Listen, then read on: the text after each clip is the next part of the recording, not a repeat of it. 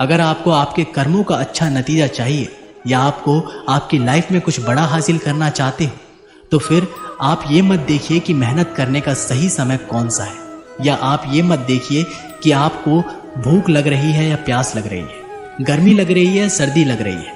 अगर आप अपनी लाइफ में कुछ पाना चाहते हैं तो आपको संघर्ष करना ही पड़ेगा।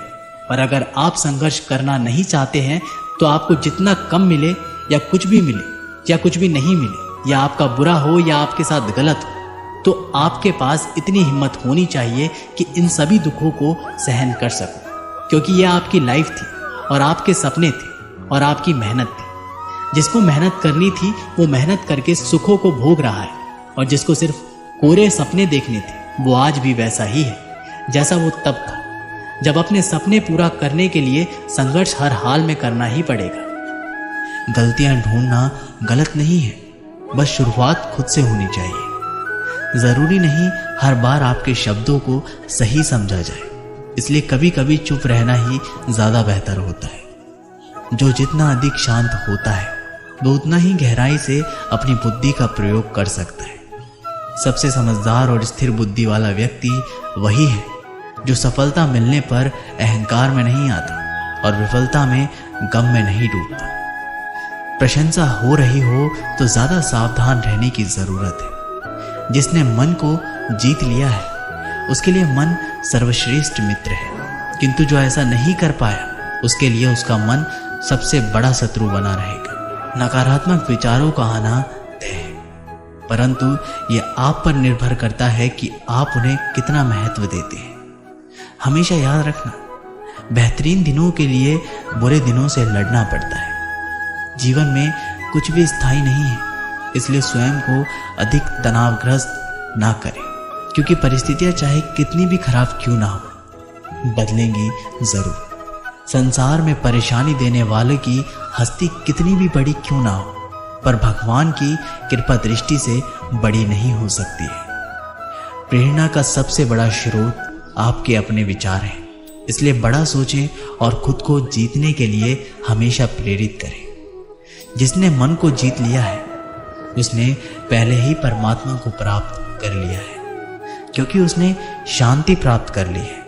श्रीमद् भागवत गीता में श्री कृष्ण कहते हैं कि इस दुनिया में कुछ भी असंभव नहीं है।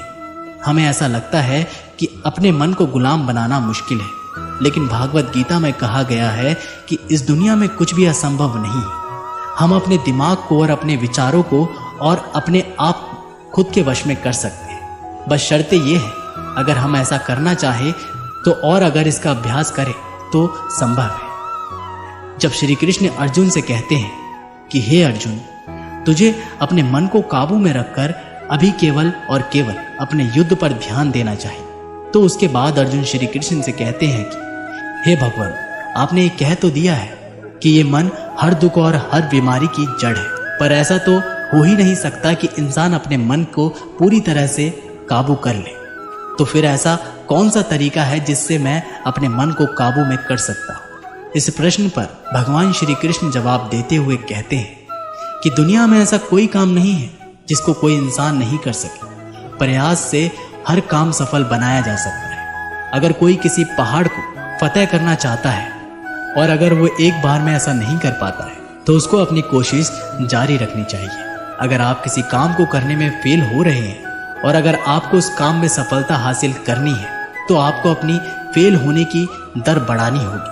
किसी महान इंसान ने कहा है कि आपको लेवल इस बात से ध्यान रखना है कि अगर मुझे इस पहाड़ पर चढ़ना है तो मुझे सिर्फ लड़ना है। आपको इस बात से मतलब नहीं रखना है कि आपको 100 बार प्रैक्टिस करनी पड़े या 1000 बार। आपको चढ़ना है मतलब चढ़ना है, और जब आप अभ्यास करेंगे तो ये मन के विचारों वाला पहाड़ है।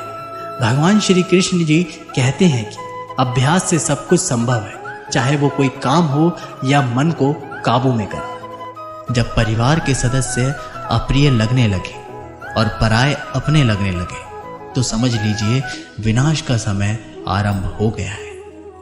क्रोध आने पर चिल्लाने के लिए ताकत नहीं चाहिए, मगर क्रोध आने पर चुप रहने के लिए खूब ताकत चाहिए होती है। जो आपका है वो आपको मिलकर ही रहेगा, फिर चाहे उसे छीनने के लिए पूरी कायनात एक हो जाए।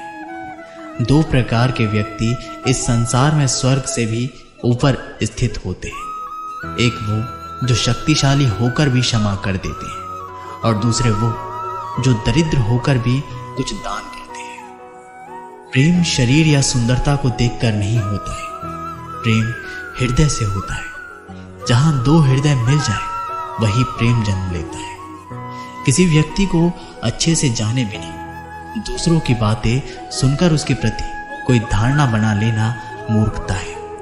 अगर साफ नियत से मांगा जाए तो ईश्वर नसीब से बढ़कर देता है। श्री कृष्ण कहते हैं कि आपकी लाइफ तब बदलती है जब आप अपने सोचने का तरीका बदल देते हैं, जब आप अलग तरीके से सोचते हैं और इन सब चीजों को देखते हैं जो आज आपके पास में है। केवल आपका खुद को देखने और अलग सोचने का तरीका ही आपको सबसे अलग बना सकता है। हम सब अपनी लाइफ में बहुत कुछ करना चाहते हैं। हम सब सपने देखते हैं कि मेरे पास करोड़ों रुपए हैं, मेरे पास एक शानदार कार होनी चाहिए, मेरे पास बहुत ज़्यादा प्रॉफिट वाले बिजनेस होने चाहिए। ऐसा सोचना कोई बुरा नहीं है, बल्कि अच्छी बात है और हर किसी को सोचने का जन्म सिद्ध अधिकार होता है। अगर आप एक अच्छी कल्पना कर सकते हैं तो ये बहुत बड़ा सबूत है इस बात का कि आप अभी भी जिंदा हैं और अपनी जिंदगी को अच्छे से जी रहे हैं। आपको अपने बड़े बड़े सपनों के साथ ही अपना सोचने का तरीका भी बदलना होगा। अगर आपको वह सब हासिल करना है जिसको आज तक आप हासिल नहीं कर पाए हैं, तो आपको ऐसा कुछ करना पड़ेगा जो आज तक आप नहीं कर पाए हैं। आप वही सोचते और करते रहोगे जो आज तक आप करते हुए आए हैं, तो आपको इस बार भी वही मिलेगा जैसा आपको आज तक मिलता आया है। कुछ अलग पाने के लिए कुछ अलग करना पड़ता है। अपने सोचने का अलग नज़रिया आपको अपनी परिस्थितियों को देखने का अलग नज़रिया और अपने काम को करने का एक अलग यूनिक तरीका ही आपको एक यूनिक और महान इंसान बना सकता है। श्री कृष्ण ने बताया कि सच्चाई और अच्छाई को ना कभी हराया जा सकता है और ना कभी छुपाया जा सकता है। इसलिए सच कहने और अच्छे कर्मों को करने से कभी मत डरिए। सच्चाई और सूरज को ज्यादा देर तक छिपाया नहीं जा सकता है। एक वक्त आने पर इनको दुनिया के सामने आना ही पड़ता है। आप उनको सामने आने से नहीं रोक सकते। इसलिए अगर आज आप कोई ऐसा काम कर रहे हो जो गलत है और जिसमें झूठ है, तो आपको उस काम को तत्काल ही छोड़ देना चाहिए, क्योंकि किसी न किसी दिन आपको सच्चाई इस दुनिया के सामने जरूर आएगी। जब हम सब अपने जीवन में बहुत सारे झूठ हर रोज बोलते हैं, किसी के आरोप के बचने के लिए या फिर अपना फायदा देखने के लिए झूठ बोलना पड़ता है। भगवत गीता में यह भी कहा गया है कि अगर आप कोई भी ऐसा सच बोलते हैं जिससे किसी मासूम के साथ अन्याय होता है, तो वह बोला गया सच अच्छा नहीं होता है। और अगर आप ऐसा असत्य बोलते हो जिससे किसी का भला होता है पर किसी का नुकसान भी नहीं होता है, तो वो बोला गया असत्य भी बुरा नहीं होता है। इसमें महत्वपूर्ण बात यह है कि किसी के साथ अन्याय नहीं होना चाहिए। दोस्तों, इस सत्य और असत्य और असत्य सत्य को समझना बहुत ही बारीकी का काम है। इसलिए अपने विवेक से 2 बार सोच के उसके बाद ही निर्णय लें कि आपको बोलना चाहिए और क्या नहीं बोलना चाहिए। श्री कृष्ण ने कहा है कि कुछ पाने के लिए संघर्ष करना अनिवार्य है। दोस्तों, अगर आप अपने जीवन में कुछ भी पाना चाहते हैं तो आपको उसके लिए संघर्ष करना ही पड़ेगा।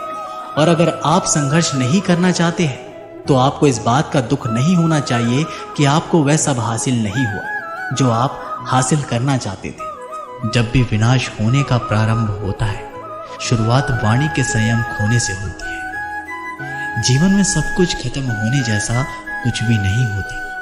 हमेशा एक नई शुरुआत हमारा इंतजार कर रही होती है। जीवन में यदि खुश रहना है तो अधिक ध्यान उस चीज पर दें जो आपके पास है, उस पर नहीं जो दूसरों के पास है। उस दिन हमारी सारी परेशानियां खत्म हो जाएगी, जिस दिन हमें यकीन हो जाएगा कि हमारा सारा काम ईश्वर की मर्जी से होता है। श्री कृष्ण कहते हैं कि प्रत्येक व्यक्ति इस भौतिक शारीरिक रूपी रथ पर आरूढ़ है और बुद्धि इसका सारथी है, मन इसका लगाम है तथा इंद्रियां घोड़े हैं। इस प्रकार मन तथा इंद्रियों की संगति से यह आत्मा सुख या दुख भोगती है।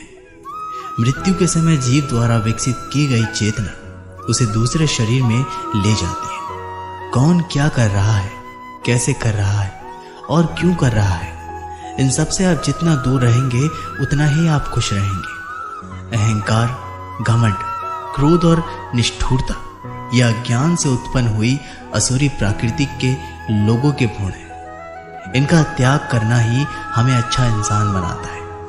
मोह उसी का करो जिस पर आपका अधिकार है। जिस पर आपका अधिकार ही नहीं है उसका मोह भी नहीं करना चाहिए। विषय वस्तुओं के बारे में सोचते रहने से मनुष्य को उनसे आसक्ति हो जाती है। इससे उनके कामना यानी इच्छा पैदा होती है और कामनाओं के विघ्न आने से क्रोध की उत्पत्ति होती है। दोस्तों, भागवत गीता में श्री कृष्ण ने यह भी कहा है, जैसा आप सोचते हो वैसा आप बन जाते हो। आज आप अपने जीवन में जो कुछ भी हो वो केवल और केवल आपकी सोच की वजह से हो। आज कोई भी इंसान अगर किसी लेवल पर है, चाहे वो लेवल ऊपर हो या नीचे, वो सिर्फ उस इंसान की सोच की वजह से है। अगर एक भिखारी भी अमीर बनना चाहे तो वो अमीर बन सकता है और दुनिया के कोई भी ऐसी ताकत नहीं है कि उसे अमीर बनने से रोक सके। और अगर एक अमीर इंसान बर्बाद होना चाहता है तो वो अपनी सोच से बर्बाद हो सकता है। अगर कोई क्रिकेट का भगवान है तो वो उसकी सोच की वजह से है, क्योंकि जैसा आप सोचते हैं ठीक वैसे ही आप बन जाते हैं। अगर आपने किसी मंजिल को जीत लिया है तो उसको जीतना मात्र एक औपचारिकता रह जाती है। श्री कृष्ण भागवत गीता में कहते हैं कि कोई भी काम अच्छा या बुरा सिर्फ उस काम को करने के पीछे के इरादे से निश्चित होता है। दोस्तों, कोई भी काम अच्छा और बुरा वो केवल एक वजह से बनता है और वो है उस काम को करने के पीछे आपका इरादा कैसा है। आप उस काम को करना क्यों चाहते हैं? क्या आप उस काम को इसलिए कर रहे हैं क्योंकि जिससे आपका कोई स्वार्थ पूरा हो, या आप इसलिए काम कर रहे हैं कि किसी का भला हो जाए? काम भले ही एक हो, लेकिन उसका नतीजा इस बात पर निर्भर करता है कि आपका उद्देश्य सही है या बुरा है। महाभारत के युद्ध में पांडव भी युद्ध कर रहे थे और कौरव भी युद्ध कर रहे थे, लेकिन दोनों के उद्देश्य बिल्कुल विपरीत थे। पांडव अपने धर्म के लिए युद्ध कर रहे थे और कौरव अधर्म के लिए युद्ध कर रहे थे। दोनों एक ही मैदान में थे और दोनों ही अपनी पूरी ताकत के साथ एक दूसरे से लड़ रहे थे, लेकिन दोनों का काम एक होने के बाद भी और मेहनत भी एक होने के बाद भी कौरव हार गए और पांडव जीत गए। इसके पीछे का कारण एक ही था और वो है उनका काम को करने के पीछे का इरादा अलग अलग था। एक का इरादा सही था और एक का इरादा गलत था। विपत्ति में धैर्य, वैभव में दया और संकट में सहनशीलता ही सर्वश्रेष्ठ व्यक्तियों के लक्षण हैं। जो व्यक्ति स्पष्ट और सीधी बात करता है उसकी वाणी कठोर जरूर होती है, लेकिन मैं कभी किसी के साथ छल नहीं करता। जो अच्छा लगे उसे ग्रहण करो और जो बुरा लगे उसका त्याग, फिर चाहे वे विचार हो, कर्म हो या मनुष्य। भागवत गीता में कहा गया है, हमें सिर्फ कर्म करने का अधिकार है, फल के बारे में ना सोचें। आपको काम करने की तो छूट है, लेकिन अपने आप के उस काम में होने वाली जीत और हार में खुद को बांध करके नहीं रखना चाहिए। यह एकमात्र ऐसी चीज है जो अगर इंसान समझ ले तो उसके 100% दुख समाप्त हो सकते हैं और वो बिना किसी परेशानी के मेहनत कर सकता है।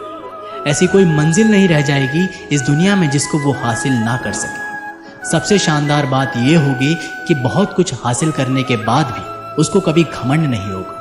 आपका कभी भी किसी काम को करने का उद्देश्य ये नहीं होना चाहिए कि अगर इस काम को मैं अगर कर लूंगा तो मुझे ये फल प्राप्त हो जाएगा।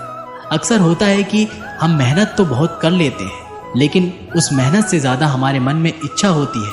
हम हर वक्त ये सोचते रहते हैं कि मैं इतनी मेहनत तो कर रहा हूँ तो मुझे सफलता क्यों नहीं मिलेगी। मुझे तो सफलता तो मिलनी ही चाहिए क्योंकि मैं सफलता को डिजर्व करता हूँ। और हमारी एक्सपेक्टेशन इतनी हो जाती है जितनी हमारी मेहनत होनी चाहिए। लेकिन अगर आप सफल नहीं हो पाते तो आपको एक बात ज़रूर याद रखनी चाहिए कि अगर आप इस काम में सफल नहीं हुए तो कोई और इंसान तो इस काम में ज़रूर सफल हुआ होगा, क्योंकि उसने आपसे ज़्यादा मेहनत की होगी। लेकिन वो सफलता उसको ना मिलकर आपको मिल जाती है तो उसके साथ में कहीं ना कहीं अन्याय हो जाता है, क्योंकि उसने आपसे ज़्यादा मेहनत की हुई है और उसके कर्म भी आपसे ज़्यादा संघर्षशील रहे हैं। जिस दिन आपका कर्म ज़्यादा संघर्षशील बन जाएगा तो उस दिन सफलता आपकी भी हो जाएगी, इसमें कोई डाउट नहीं है। लेकिन भगवत गीता में श्री कृष्ण कहते हैं कि हे अर्जुन, तू चाहे ये लड़ाई जीते या हारे, तू आएगा तो मेरे पास है ना तो ये है कि तू जीत करके कहीं और चला जाएगा और ना ही ये है कि तू हार करके कहीं और चला जाएगा। जैसे सब पहले था वैसा ही बाद में होगा। इसलिए तू उठ और युद्ध के परिणाम के बारे में सोचे बिना ये समझकर लड़ाई कर कि ये लड़ाई तुम नहीं बल्कि ये यानी स्वयं श्री कृष्ण कर रहे हैं। और फिर जो भी परिणाम आए इस लड़ाई का, अर्जुन को केवल लड़ाई को लड़नी थी और वो लड़ा और श्री कृष्ण का काम परिणाम देना था और उन्होंने वो दिया भी। श्री कृष्ण जी ने कहा है कि हे अर्जुन, तू तो उस काम को करने का सिर्फ एक जरिया था। तू तो केवल उस काम को करने के लिए एक छोटी सी वजह है, पर वास्तव में तो मैं ही उस काम को कर रहा हूँ। इसका मतलब ये है कि आपको सिर्फ अपनी मेहनत पर ध्यान देना है। कोई आपको हराने वाला कहे, आपका काम है सिर्फ काम करना है, ना कि फल के बारे में सोचते रहना है।